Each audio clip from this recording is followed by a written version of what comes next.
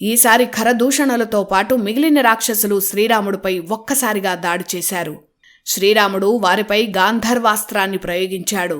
కాంతులు చిమ్ముతూ వేల బాణాలుగా మారే అస్త్రం గాంధర్వ అస్త్రం. అన్ని వేల బాణాలు ఒక్కసారిగా అన్ని దిక్కుల వైపు వెళ్లగానే కొద్దిసేపు ఆ ప్రాంతమంతా చీకటిగా మారిపోయింది. కళ్ళు తెరిచి చూసేలోపు ఖరదూషణల చుట్టూ వేల మంది రాక్షసులు బాణాలు తగిలి మరణించున్నారు. రాముడు బాణం తీయడం గాని, వింటినారి లాగడం గాని, బాణం వేయడం గాని ఖరుడికి కనిపించటం లేదు. కంటికి కనిపించనంత వేగంగా రాముడు బాణాలు వేస్తున్నాడు. చివరికి ఖరదూషణలతో పాటు 5,000 మంది సైన్యం మాత్రమే మిగిలారు. మిగిలిన 9,000 మంది సైన్యం రామబాణాలకు మరణించారు.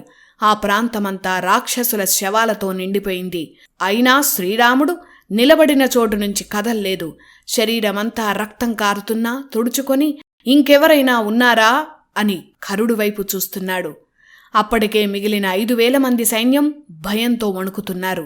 ఖరదూషణులు మిగిలిన 5,000 మంది సైన్యంతో రాముణ్ణి చుట్టుముట్టారు.